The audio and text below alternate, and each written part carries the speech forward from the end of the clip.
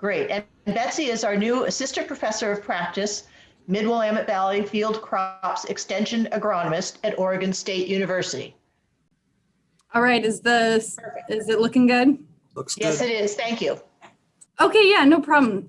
So yeah, this is a summary kind of snapshot of this project. First, yeah, I'm Betsy Verhoeven. I'm an extension agronomist in Marion County mostly, so the Mid-Willamette Valley. I work a lot with other crops outside of hops, so a lot of grass seed as well.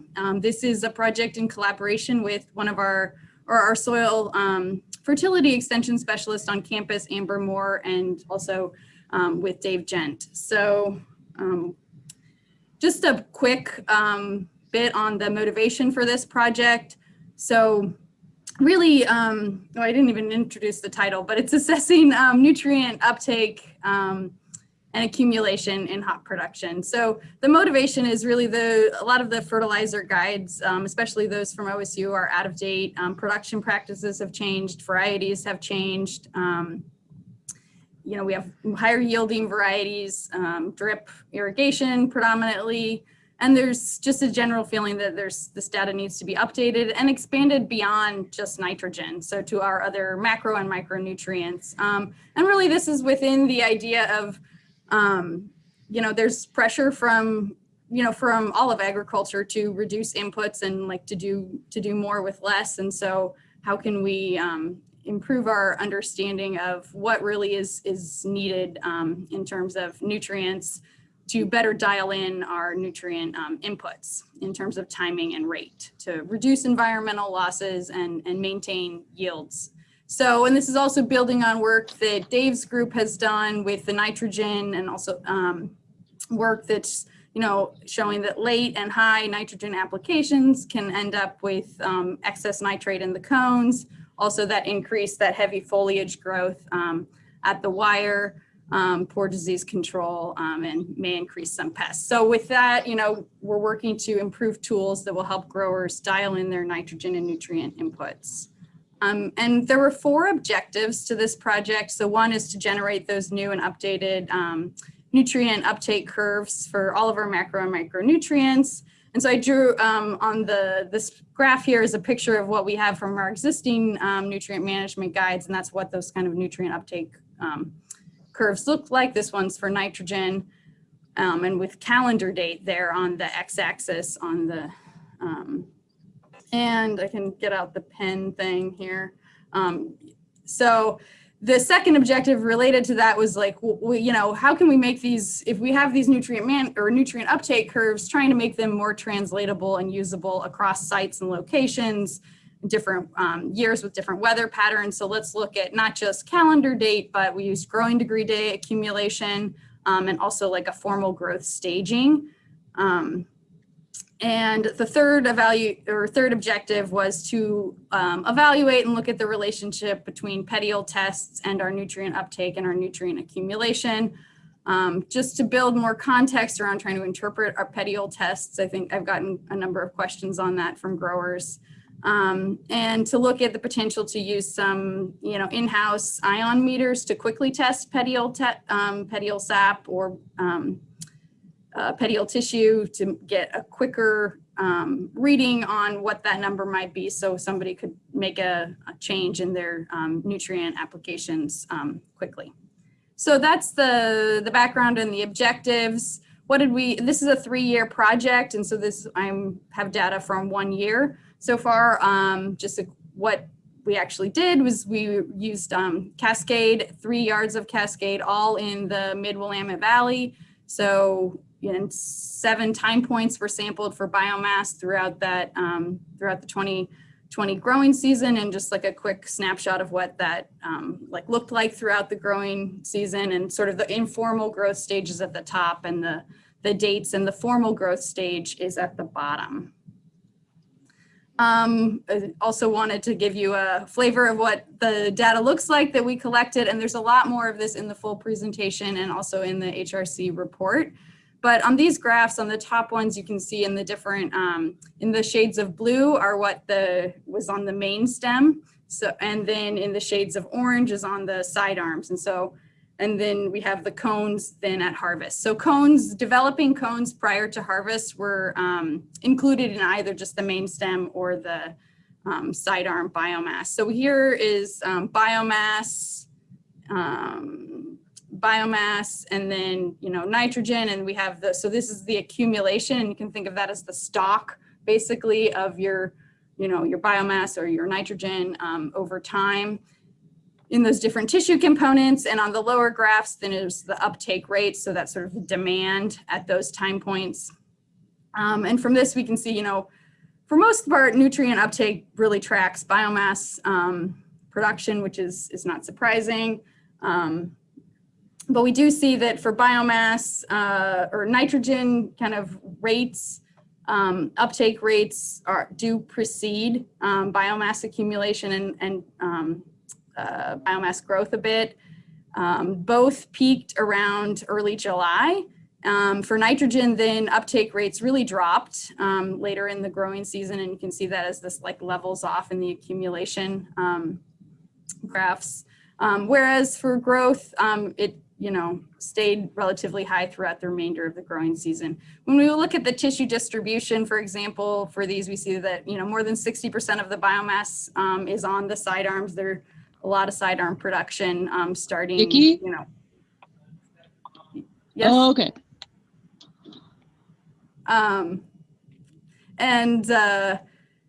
Most of the cones were on the sidearms as well. That is, so more than 80% of the cones were on the sidearms, and any cones that weren't on the sidearms were really kind of on these tertiary sidearms that were attached to the main stem. The maximum nitrogen uptake rate we saw was 2.5 pounds per acre per day. And that is actually lower than the data from the Willamette cultivar work that was done in the early 90s, which was actually like 3.5 to almost 4 pounds per acre per day. But it could be the year as well. And just this is an average across all of our sites, which so we also have these graphs for all of the other nutrients and other macro and micronutrients, as I said. So for example, here is phosphorus and potassium, and we see that, very steady phosphorus uptake starting in early June. And it was really, so that you see that also in the uptake graphs here, where it really was level and steady at a fairly high rate then for most of the growing season after early June. Somewhat similar for potassium, it peaked a little bit earlier and then declined slightly. And so maximum potassium rates, for example, where we found were 1.5 pounds per acre per day. What does this all lead to then when we look at the accumulation at harvest? So we can look then at just focus your eyes really on that first column. So that is how much the total nutrients were accumulated in the above ground biomass at harvest across the 3 sites. And so around 115 pounds of nitrogen, around 16 pounds of phosphorus. We had almost 100 pounds of potassium and calcium, so a lot of potassium and calcium in the plants, around 10 pounds of sulfur, and then all of our micronutrients. And there is a pretty big standard deviation in some cases. This was across 3 sites that had, was really kind of bridged a spectrum of production practices. We also can look just at what's removed in the cones, for example. So again, you can look at the, the pounds per acre values, but I think it's also interesting to look at what's, the percent of nutrients that went into the cones versus the percent that's in the cones out of the whole plant tissue. And so, for biomass and nitrogen, around 37 to 39% of the biomass was in the cones at harvest.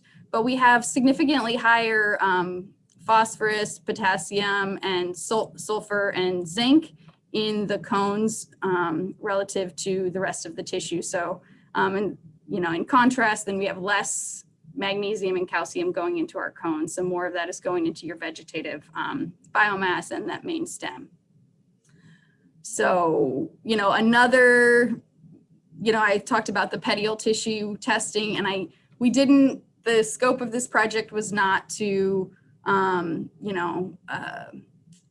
to define, petiole deficiency and sufficiency thresholds, but we do want to try to use some of this data to make better sense of our petiole tissue results. And we did see a wide variation, I should say, across the 3 sites. And here we can look at just, did our petiole tissue concentrations, how did they relate to our uptake rates at that that point in time, and how did they relate to accumulation? So the axes are kind of small here, but here we have accumulation, and here we have uptake for nitrogen, for example, and here we have the petiole tissue test. So you can see that, for example, for nitrogen, we do see that as accumulation and uptake increase, the petiole nitrate values also increase. So these did relate to the petiole tissue, could be a good indicator in that case. We didn't see good relationships with potassium and phosphorus, for sure, no relationships with accumulation, and actually negative relationships often with the uptake rate. So, it's just speculate that then the petioles or the leaf tissue was either a source for potassium and phosphorus elsewhere, or it was definitely not a sink at that point in time. So that's some of the flavor of one more slide. I forgot how many I put in here. We also looking at that comparison of the in-house tissue testing. I would focus your eyes here on the bottom graph. So this is the results for nitrate, and we found pretty good results, so a nice correlation between the lab values and our in-house method. The sap extraction from the petioles was a real pain, and I don't see this as a feasible thing for somebody to do quickly on the side at their on farm or on site. We will try this year with leaf sap, and this is actually what I think most commercial labs are doing, and we'll add in a commercial leaf sap analysis to the petiole comparison there. So, I mean, at the end of the day, I do want to remind folks that petiole tissue tests, nutrient status tests, uptake values really need to be viewed in relation to yield and quality. And so we are monitoring that. These are small. We have 3 sampling. We have 3 plots with 3 plots within each site, so that we're extrapolating out to per acre levels. So I also think it's important to always have the grower yields as well as our yields in there relative to those uptake numbers. And so as we build out this data over the coming years, I think we'll be able to say more about the relationship between some of the cone quality and yield parameters and our nutrient uptake. I will note that we did look at, we measured the nitrate in the cones, and in general, our nitrate levels were on the low side of what's been observed in other studies. So with that, I think that's all I prepared here for this summary. So I am happy to take any questions, and a big thank you to really all of the cooperating growers and the Hop Research Commission, or the Hop Research Council, for this funding, the Oregon hop growers. Yeah, thank you very much. Okay, so, and I think what we're going to do here now is we will move on to Marcello's presentation. Yeah, can you see my slide saying Weed Science Project? Yes, we can. Oh, fantastic. Apologize for the delay. So I'll be talking about a few projects that I have with the Hop Commission, the HRC. And of course, okay. It will be slow. My computer is not collaborating today, like always. So 2 projects. The first one is Canada Thistle Controlling Hops. It's the last time I'll be talking about it. It's comparing wiper versus broadcast application, and then we switch gears to increasing growers with measurement tools, basically evaluating new herbicides in hop. So Canada Thistle Controlling Hops. We have a label. We already have a label. You guys are probably using clopyralid, which is a stinger. The label is for Idaho, Oregon, and Washington. Rates specific at 1/3 to 2/3 of a pint per acre, up to 2 applications per season. And the timing is after training, up to 30 days before harvest. you should be targeting the lower part of your hop plants, not to apply the growth points.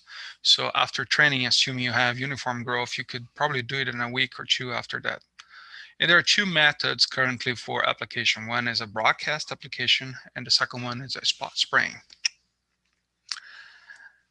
So spot spraying is probably the way to go for stinger, because if you're targeting Canada thistle, it's really patchy in the field. You have hot spots where lots of Canada thistle is present, and other areas that are basically clean. But there are crop safety concerns as you're using a spot application with a backpack. There are many factors that can affect that consistency of application. Just the speed you walk, the time you're applying that treatment, the height of your nozzle. The higher it is, the wider the area you are treating, therefore you're reducing the rate. And the problem is that stinger is fairly active, both foliar and soil applied. Mostly for crop injury, I must say. For weed control, we rely on the foliar uptake, but this is a picture of hops one of the growers sent me. As you're applying it, targeting the Canada thistle, you may end up having a high rate in the soil, and then the plants would be showing injury even a year later. That was probably a fall application after harvest targeting in thistle, and then the next spring, that's what you see, all the leaf cupping and erratic growth doesn't really stay trained after you do so. And you could have implications on residue as well, depending on the timing of the year you're doing that.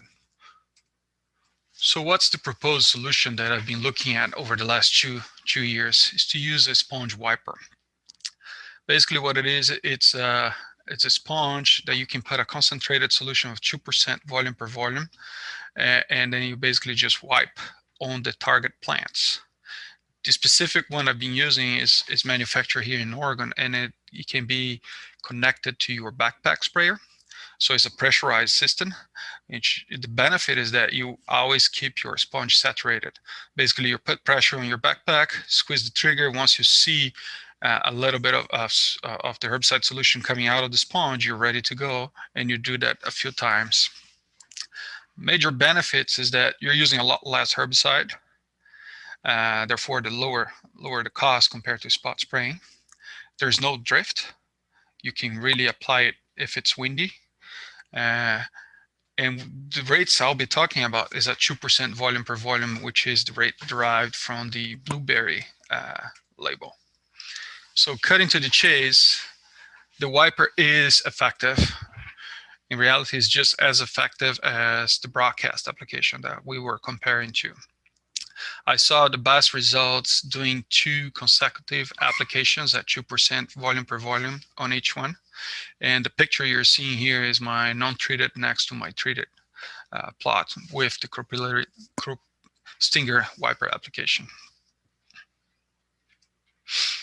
So residues and cost, I got the residues results just early this week, and there was no impact on residues. Most of our treatments, if not all, were well below detection level. And in the cases where we had a detection level, we were close to 0.01 ppm or just above it. So quantification was actually a challenge. So you can go ahead and use clopyrrolate once we have a label, which I'll get to that in a second. So sponge wiper will not increase the residue on the cones. Let's leave it at that. I did some estimates on cost, and the major driver for the difference in cost is the amount of product you're using. Of course, if you're going for target applications, the wiper will be much cheaper the less of the plants you have in your field. So if you only have like 1% of the field infested with thistle, it will be way cheaper than those numbers I'm giving you here. This is an estimate from what we were seeing. Comparing to the broadcast, the wiper could easily be half the cost. So is sponge wiper a viable alternative? I believe so. It is effective, just as effective as broadcast. It does not increase residues in the cones. It has a lower cost option, especially when you have less Canada thistle. And something I didn't measure, but it's easy to extrapolate. It has a lower input for products, no drift, and lower leaching potential. The more herbicide you use, the more you're going to have on the ground. As the rainy season comes, it could be moved down into a water table. So right now, I'm working with the manufacturer to update the label and have this approved for Oregon, Idaho, and Washington for a sponge wiper application.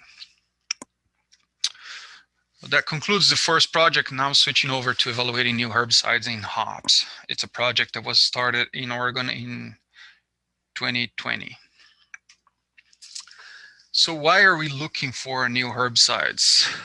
The main reason is that we have some IPM gaps for specific weed species, meaning kochia in Idaho and Washington, yellow nutsedge, I believe, in all 3 states, field bindweed, Canada thistle. Right now we're relying on a single tool, which is a stinger. And speaking of Oregon, resistant ryegrass, we're seeing a lot of resistant ryegrass growing over the fall and winter, and you have to manage it before your hop starts to grow. So the approach was to contact manufacturers and identify potential pesticides, herbicides that could be tested in hops for crop safety, and then from there identify the ones that we're most interested to pursue a label. I've been working with 4 different herbicides. For the sake of time, I picked just 2 to talk about. So I'll be talking about thiophanacil and topiramate. So what is thiophanacil? It's a new active ingredient that has just been labeled in soybeans, I believe. We don't have a label in any of the horticultural specialty crops. It's a group 14 herbicide, just like AIM. You guys probably use AIM, but it has a big difference. It has activity on grasses and broadleaves. It has a really short residue in the soil, meaning that it won't stay and give you a long-term residue activity, but it will break down somewhat fast, which is pretty interesting for us if you're using it in season. The range of the rates that's effective as a weed control, it could be as low as 15 grams to the acre and as high as 75. So after talking to the manufacturer, I just picked 50 and 100 grams to basically tell us what would be a 1x and twice as much, which is what's required for information for crop safety and pursuing a label. We've done that as a single applications or 2 sequential applications. And in this case, it would give me a total of 400 grams per hectare per year. And apply it at 2 timings, either 2 weeks after training or as late as 6 weeks after the training, when the hops were about halfway through or more to the strings. As you can see here on my picture on the right, thiophanacil was safe to the hops. You can see some of the ryegrass that I was referring to is giving us like somewhat control. Those are tall weeds by the time we applied. And also the Canada thistle, I believe I have a closed-in picture. Here's a closed-in picture from the thistle and the ryegrass. We really burned the ryegrass, and the thistle was burned somewhat to the top. Probably would require a second treatment, but it was much better than what we saw with AIM, for instance. Switching over to topiramate. Topiramate is a herbicide on the group 27, which is a bleaching herbicide. We do not have anything on that mode of action right now. And it was again applied at 2 rates. One is what we expect it could be the field rate, 39 grams active ingredient per hectare, twice as much, and the 2 timings. Unlike thiophanacil, topiramate really injured the crop when we applied early. The picture on the left, you can see a lot of white leaves. So that's what I was alluding to when saying bleaching. It will really stop production of pigments on the leaves and eventually will lead to the degradation of chlorophyll, therefore the whitening.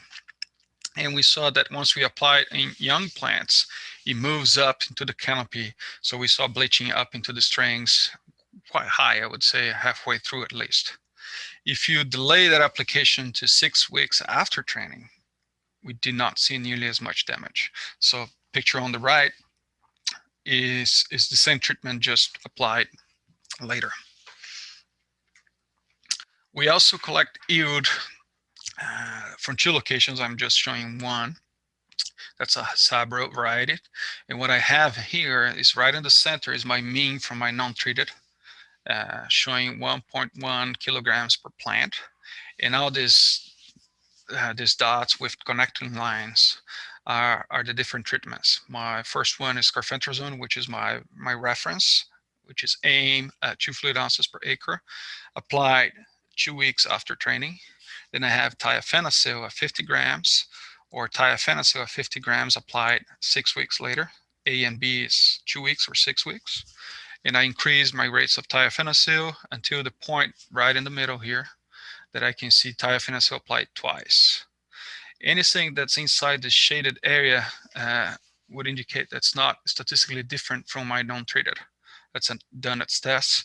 And what I can tell you is that even applying at twice the field rate, twice in the season, statistically, this is not different than non-treated, meaning that thiophenicil is safe to the hops. As we switch over to topiramate, you can see that we're outside the shaded area, and at 39 grams or 78 grams, every time we apply it at the A timing or early in the season, here's A and A, it was not safe to the crop. If we delay it by 6 weeks, as I said before, then we don't have any impact on the yield. The most interesting part to me is that I start looking into what could be potential tank mixes partners to really heat it up, this product. And I try bentazone, which is not labeled in hops, and I try thiophenicil, which is the one I'm pursuing. What was interesting is that when you tank mix topiramate and thiophenicil at the A timing, it was actually safer than topiramate by itself at the A timing. So somehow this tank mix is providing crop safety, which is somewhat unexpected. The idea is always the more herbicide, the more weed control, and also higher chance for crop injury. In this case, we are protecting the plant. So where are we going in 2021? We are repeating these studies here in Oregon, ideally on the very same plants that I've done in 2020. So I can tell you what would be the impact, if any, after 2 years of exposure. And we are also expanding on new application timings. As I told you, I think we need more tools for the spring pruning.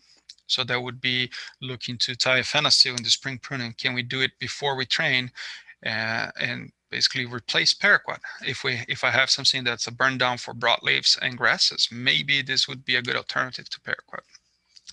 We're also conducting this trial in Washington just with these 2 pesticides I showed you today to have a better breadth of information on different soil conditions, environments, and varieties. And what we believe we're heading towards. First thing is potential new tools for controlling Canada thistle and grasses, among other weeds. I did not talk much about the activity, but these 2 herbicides have activity against bindweed, for instance, Canada thistle and out grasses. Perhaps I'll have improved chemical pruning for basal leaves. Replacing paraquat would be a good thing, I would say.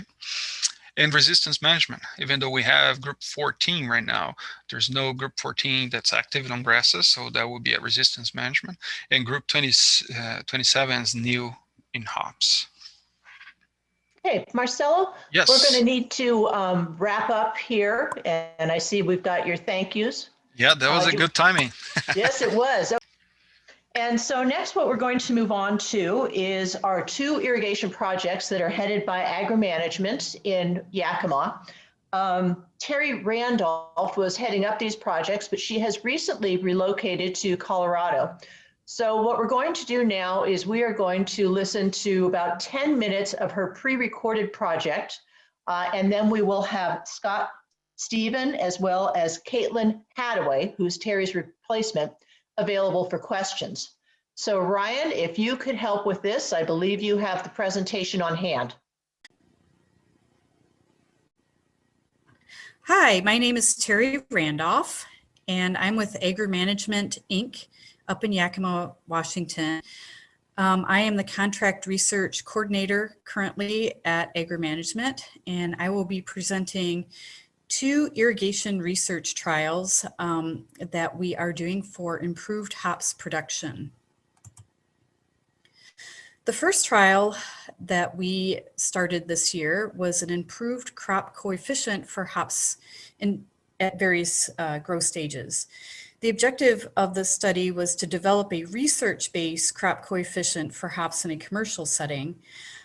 We wanted to apply this to first baby hops, second and then third year citra hops.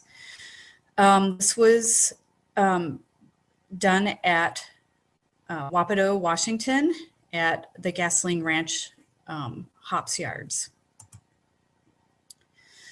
The crop coefficient will include early vegetative flowering, hops development, and post-harvest growth stages, so that we can have a nice curve when we have the when we finally produce the crop coefficient. We decided to modify large troughs for our containers to contain water and the plants for the study. The troughs were modified. We had a welder weld 2 large 8 by 3 by 2 foot troughs together so that they were 4 feet deep. And we were actually planning on doing a pot-in-pot system where we had troughs sitting in other troughs, but the bottom of the troughs were very weak. So we talked to the welder and he went ahead and put in this really nice water collection area right here, and has holes in the bottom. So any excess water that goes through the entire system actually is collected in the bottom in this little collection area. And then the welder put in a pipe that we can use to access the water in this collection area. We do this by feeding a tube down from a pump, a hand pump, and then we pump out all of the water and measure it for each time, each week that we're out there taking measurements at the study site. In order to simulate the field conditions, we decided to bury the troughs at the same level as the field.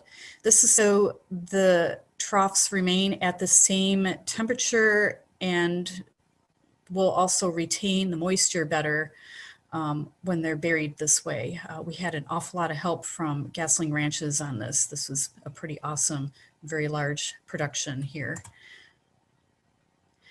In order to monitor the soil water that is in each of the containers, we put 1 irrigation monitoring station in each trough.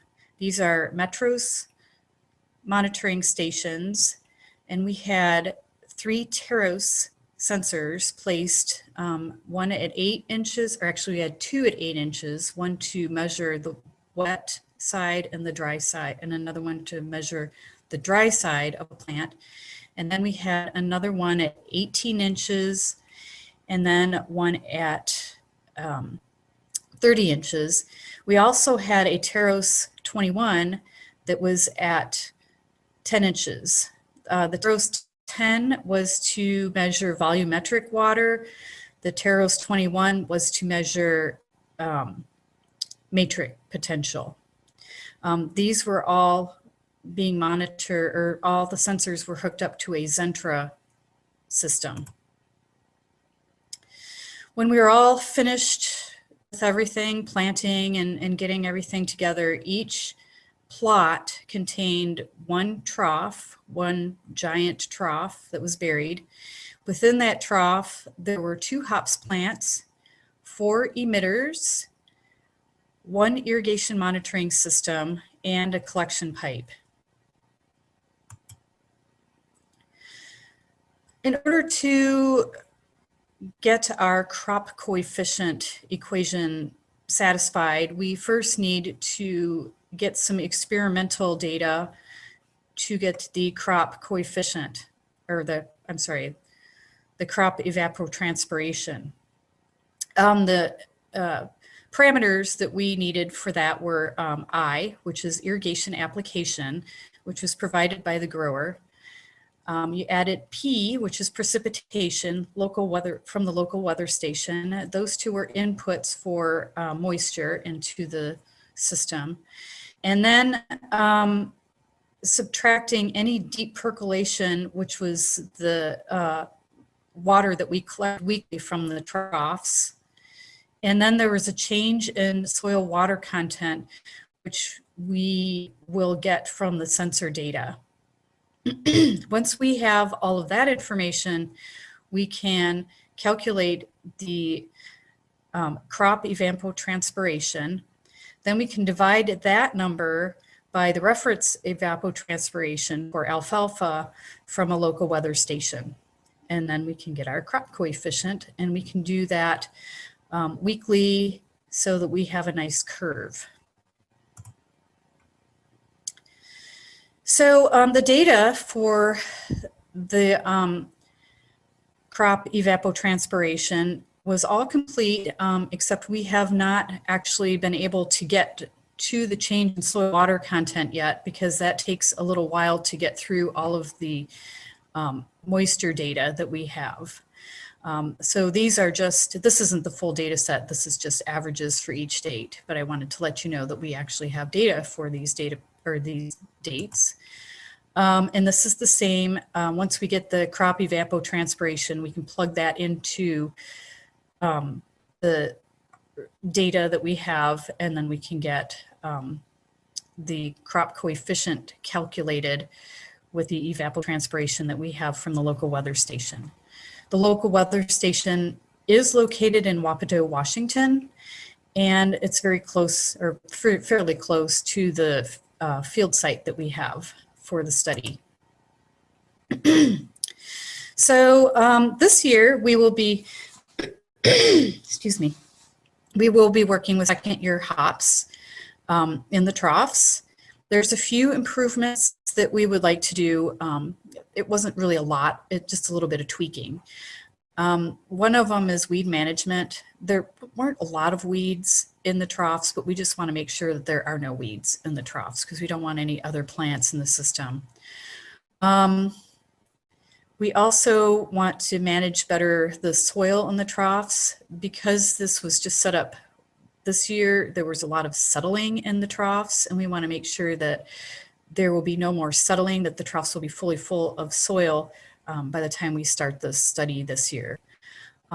We also need to better communicate with the grower and making sure that we have a full season-long amount of water that they have put into the system. So we're planning on communicating a little bit better, and so that we can get all of the irrigation data. The second study that we started this year was a soil water potential, hops yield, and quality comparison of several irrigation drip line and emitter spacing configurations on Cascade. This study was done in Moxie at Roy Farms. The objectives of this study were to compare 4 drip configurations for soil water potential, yield, and hops quality. We applied this to the first year this year, and then we'll also continue it with the second and third year hops as we did the other study. The drip configuration study has 4 treatments. We thought we could run each treatment on its own watering, its own irrigation set, but unfortunately, we didn't really quite understand how the experimental field was set up, so we ended up having to set up 2 sets for irrigation. We kind of worked this out with the irrigation manager at Roy Farms, and it seems to be working okay, at least for the time being. Set 1 has 1 line with 12-inch emitter spacings and 2 lines with 12-inch emitter spacings. And then set 2 irrigates the 1 line 12-inch emitter spacing and the 1 line 30-inch emitter spacing. All of the emitters are 0.42 emitters. That's what we used for all of the treatments because basically that is what the grower had on hand, and we were trying to keep the cost down for the study. Like the other study, moisture sensors were placed prior to planting. The moisture sensors were meter group sensors. The sensors that were placed in the ground were Teros 10 sensors, and they were placed at 8, 18, and 30 inches, like the other study. And then they were, the Zentra loggers were used to upload the data from the sensors. So the data that we collected were weekly plant parameters, soil moisture data, and wetting patterns. Okay, thank you, Ryan, for playing that.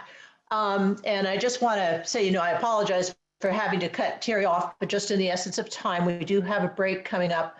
If anybody has a question on this irrigation study, we probably have time for one question on the irrigation study. Otherwise, you can put it in the Q&A area, and the researchers are typing their answers. The answers are available to everyone. Just go to answered questions.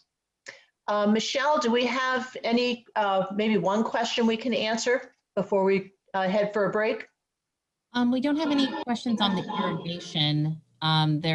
There's one that, Marcello's catching the one on for his, but let's see. Oh, we do have one come in. Let's see. Marissa asks, how are you determining when to irrigate and duration? Is the amount of water being put on the same for all configurations? Are you looking at which configuration has the greatest water use efficiency? Yeah, can you guys hear me? This is Scott. Yes, we can, Scott. All right. So there's basically 3 questions there, and I don't know if I'll remember all 3 of them, but by the time I answer, so maybe can you repeat that? Yeah, we can just do one at a time. How are you determining when to irrigate and the duration? Yeah, so in this initial year, basically we left a lot of that up to the irrigator and the hop participant, in the sense that kind of do what you normally would do. And we did monitor the irrigation sensors to make sure nothing got way out of line, but we were just trying to say, okay, what would a grower normally do in a baby hop yard? Do what you would normally do. All right, and then the second part of that is the amount of water being put on the same for all configurations? Yes, so there was 2 sets, like she said, those sets received essentially the same total gallons of water for the season. It was just in different configurations.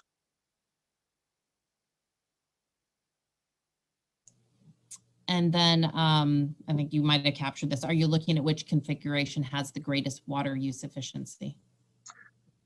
Yeah, and in relation to yield, I mean, we want to have efficiency, and we're trying to assess which one of those configurations may have the best efficiency, but we're also looking at it in the sense that what are those configurations also doing to yield, because we know that that's also an important factor. All right, Judy, looks like we've captured them all before the break. Great. Okay, so then, as I said, for the audience, please place any additional questions in the Q&A section. And I would ask that all the researchers who have just presented to please check out the Q&A session and answer the questions. We're going to be taking a break now, and we will resume again at 10:45. And thank you to each of the researchers.